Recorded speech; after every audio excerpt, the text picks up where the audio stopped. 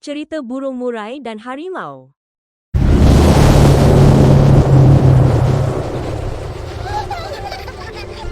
Di sebuah hutan, seekor harimau garang sering menakutkan haiwan lain.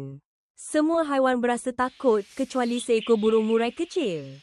Harimau berkata dengan sombong, "Aku raja hutan, semua mesti tunduk kepadaku."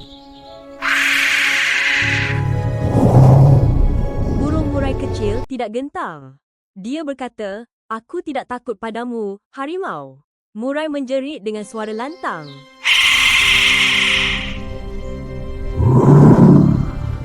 Suaranya bergema di seluruh hutan, membuat harimau terkejut. Harimau yang ketakutan akhirnya melarikan diri. Murai kecil berjaya menakutkan harimau dengan kepintarannya. Semua haiwan kembali ke hutan dengan gembira kerana burung murai berjaya menghalau harimau itu. Cerita ini mengajar kita bahawa jangan pandang rendah pada yang kecil. Kepintaran dan keberanian boleh mengalahkan kekuatan.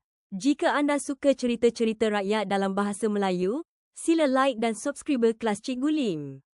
Terima kasih.